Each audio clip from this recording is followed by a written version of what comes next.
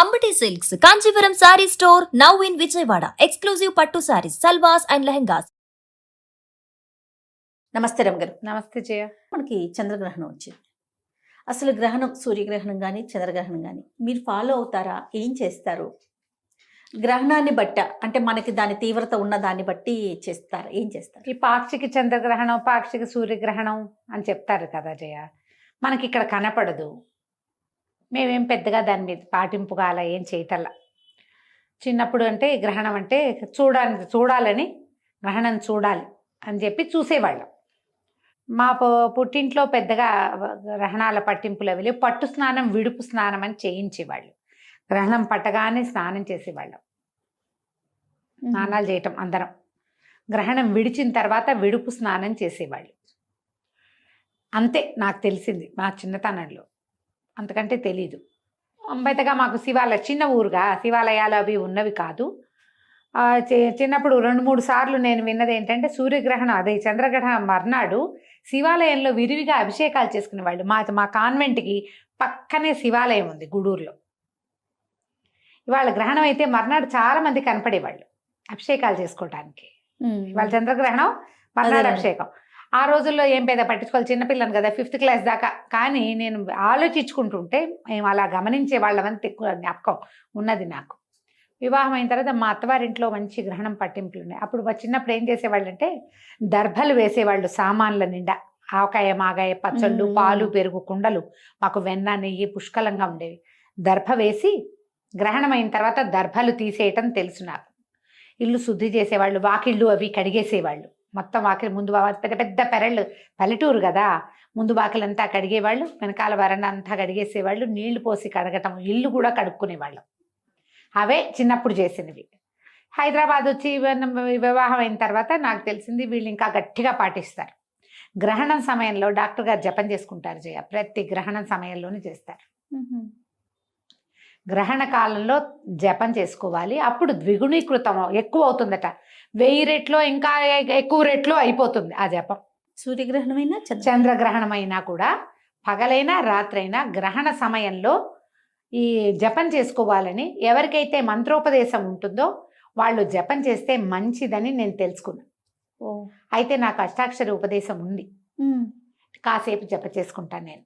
Okay. అప్పటి నుంచి నేను నేను తెలుసుకున్నాను అనమాట. అంతకుముందు మామూలుగా మనకేంటి, ఈ గ్రహణం రాగానే దర్భలు తీసుకెళ్ళి మేడ మీద వేసేయటము, తర్వాత ఈ పచ్చళ్ళ సీసాలలో వాటిలలో వేసుకోవటము, తర్వాత ఇల్లు ఒకసారి తడిబట్టి పెట్టి తుడిచేసుకోవటం. ఇవి ఇల్లు కడుక్కునే ఇల్లు కావు. అపార్ట్మెంట్లలో ఇల్లు కడగటాలు అవి కష్టమే.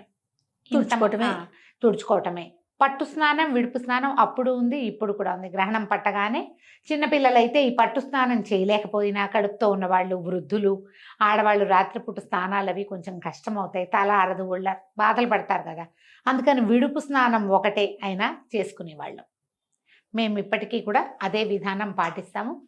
గ్రహణం పట్టగానే ఇది ఇప్పుడు పాక్షికాలు ఎక్కడో కనపడతాయి, మనకి కనపడని వాటి ప్రభావం మన గ్రహాల మీద ఉంటుందని పెద్దవాళ్ళు చాలామంది ఇప్పుడు చెప్తారు. ఇది వరకు వినలేదమ్మా. ఇప్పుడు బాగా మనకి సోషల్ మీడియా పెరిగాక చెప్తున్నారు జ్యోతిష పండితులు. వాళ్ళు చెప్పింది వినాలి కదా, మరి మనకు తెలియదు కాబట్టి. పాక్షికం వాటి ప్రభావం మన మీద ఉండదు, ప్రత్యక్షంగా ఉండదు. కానీ మనకి ఇక్కడ గ్రహణం కనపడేది కనుక ఉంటే ఎవరైనా సరే దీనికి కుల విచక్షణ అలాంటిది ఏం లేదు. వాళ్ళే చేయాలి, వీళ్ళు చేయకూడదు, వీళ్ళకి అక్కర్లేదు, ఏముండదమ్మా, అలా ఉండదు. మనం ఎవరమైనా అవే సూర్యచంద్రుల కింద ఉంటాం మనం, అంతేగా.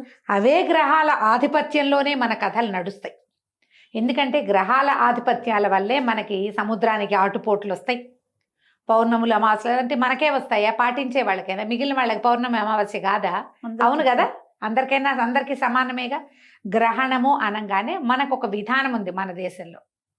పట్టేటప్పుడు స్నానం, విడుపు స్నానం. పోనీ పట్టు స్నానం చేయకపోతే గ్రహణం విడిచిన తర్వాత, అది అర్ధరాత్రి గనక అయితే తెల్లవారాక తల స్నానం చెయ్యండి. ప్రథమ కర్తవ్యం అదే.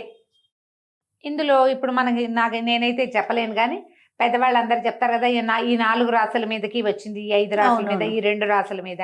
ఎవరెవరి రాసుల మీద ఉన్నా ఉండకపోయినా శివాలయ దర్శనం చాలా మంచిది. ఓహో. గ్రహణం అయ్యింది ముందు రోజు, మర్నాడు పొద్దున్న నెత్తి మీద నీళ్ళు పోసుకోండి. ఏ రోజైనా పర్వాలేదు. నూనె రాసుకుని నెత్తి మీద రుద్దుకోవటం అని కాదు, తల వాష్ చేసుకోండి, షాంపూ చేసేసుకుంటే సరిపోతుంది. శివాలయం పొద్దునో సాయంత్రమో మీ కుదిరికని బట్టి ప్రతి వాళ్ళు శివాలయ దర్శనం చేయవచ్చు, మంచిది. శివుని దర్శనం మా శివ దర్శనం మంచిది. ఒకవేళ మనకే ఏదైనా ఉందని మనం వింటే గనక మనకి ఈ సమయంలో అభిషేకాలు చేసుకోవడం లేదా జపం చేయటము లాంటివి ఏం తెలీదు, మీ పేరుతో ఒక శివాలయంలో అభిషేకం చేయించుకుంటే మంచిది. సాధారణంగా ఎవరైనా పాటించగలిగేవే. మనకేం చెప్తారంటే జయ, చంద్రుడు మనఃకారకుడు, మనస్సు మీద చంద్రుడి ప్రభావం ఉంటుంది. సాధారణ విషయం. ఇందులో లాజిక్ కనుక మనం వెళ్ళామంటే ఈ మన చంద్రుడు గ్రహణం పొందినప్పుడు మనకి మానసిక సంతులన పోయేందుకు అవకాశం ఉంది. ఏమైనా ప్రెషర్స్ రావచ్చు.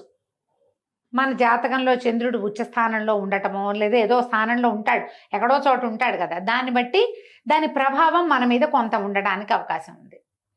ఈ చంద్రుడి సమస్య అనగానే చంద్రుడికి రంగు తెలుపు, తెల్లటి వస్తువులు ఎవరికైనా ఇవ్వటం.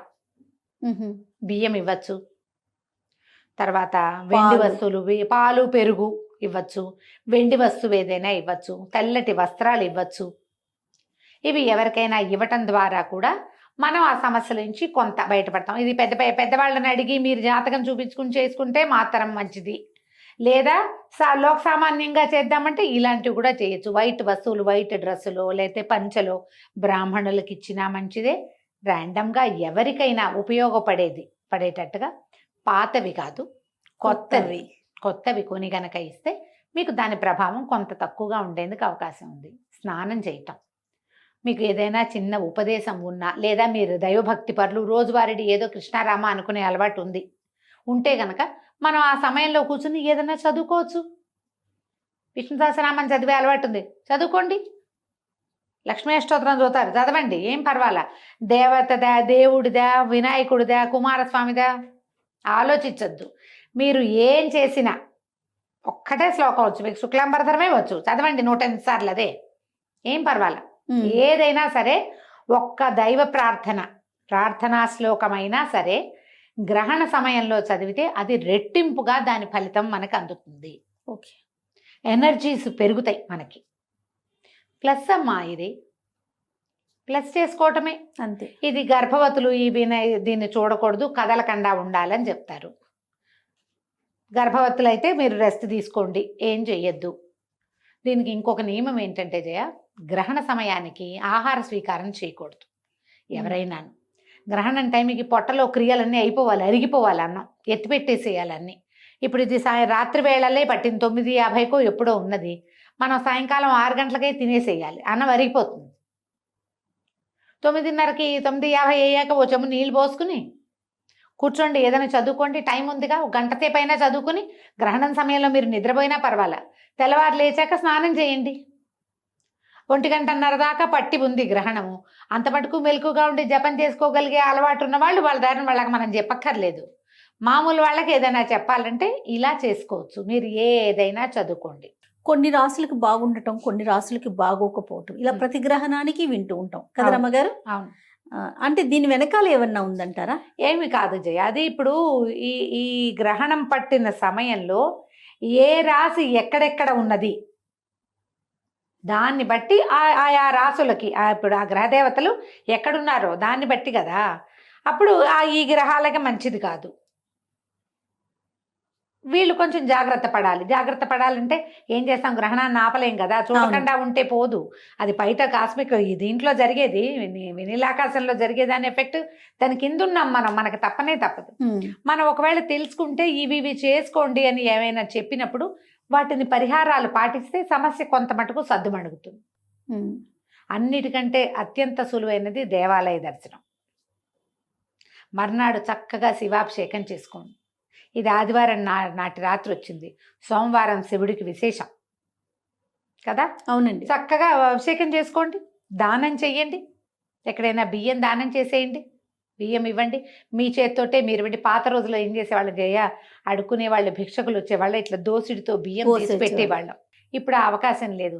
చక్కగా ఒక కవర్ ప్యాక్ చేయండి, ఒక 4-5 కవర్లు ఎవరికైనా చేతిలో పెట్టండి. అన్నం వండుకుంటారు కదా. మీ కర్మ పరిపక్వం అయిపోతుంది, వాళ్ళు తినేస్తారు, వాళ్ళకి అరిగిపోతుంది. మీ దాన ప్రక్రియ ఉపయోగపడుతుంది. తప్పకుండా. పెద్ద పెద్దవి చేయలేకపోతాం, ఇదేనా చేయొచ్చు. చేయగలిగినంత. పంచదార కూడా ఇవ్వచ్చమ్మా, ఆ, పంచదార కూడా పనికొస్తుంది, అది కూడా ఇవ్వచ్చు. బియ్యం దానం చేస్తే అసలు చంద్రుడికి దానం చేసేదే బియ్యం. బియ్యం. తెల్లటి వస్త్రాలు, ముత్యము, వెండి, ఇవన్నీ కూడా దానానికి పనికొస్తాయి. తెల్లటి వస్తువులు, ఏవైనా అలంకరణ వస్తువులు కూడా ఇవ్వచ్చు. ఇవన్నీ పాక్షికంగా అయినా కూడా పనిచేస్తాయి. ఇలాంటిది ఏదైనా చేసుకోవచ్చు. మీరు ఏదైనా చదువుకోదలుచుకున్న వాళ్ళు చదువుకోవచ్చు. భయపడాల్సిన పనే ఉందమ్మా. మనం భయపెడితే ఏమాగుతుంది, మనకు భయం మిగులుతుంది. అంతే. అనవసరమైన ప్రెషరు, టెన్షను కదా. అవును. ఒకవేళ భయాలు, టెన్షన్లు, ప్రెషర్లు మీకు ఉంటే ఓ పురోహితుడిని ఆశ్రయించి ఆయన ఏం చెప్తే అది చేసుకోండి.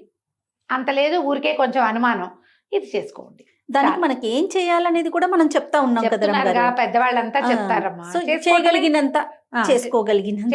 చేసుకోగలిగినంత చేసుకుంటే కొంత మటుకు దాని ఎఫెక్ట్ లో నుంచి తగ్గుతాం మనం. ముందు మనసు ప్రశాంతంగా ఉంటది కదా ఉంటుంది, రమ్మగారు. ఉంటుంది. ఓకే, ఇది ఉంది నాకు, నా రాశికి ఇది జరుగుతోంది, దానికి పంచదారో బియ్యమో ఇవ్వాలి. ఇచ్చేసామనుకోండి, ఏదో ఒక తృప్తి, అది ఒక తృప్తి, ఒక తేలికపాటు అనిపిస్తుంది. ఒక దేవాలయానికి వెళ్ళాం, ఓ దర్శనం చేసాం, ఒక అభిషేకం చేసుకున్నాం, ఒక అంతే. క్షేత్ర దర్శనం చేసాం. ఇలాంటిది ఏదైనా చేస్తే ఈ ఎఫెక్ట్ లో నుంచి కొంత తగ్గటంతో పాటు ఈ చేసిన తాలూకు ఫలితమేమో మనకి ప్లస్ అవుతుంది. పాజిటివ్ ఎనర్జీ కదా, దాన్ని సొంతం చేసుకోండి. అంతకంటే పెద్ద హైరాన్ పడక్కర్లేదేమో అని అనుకుంటున్నాను. తప్పకుండా రమ్మగారు. నమస్తే. నమస్తే జీ.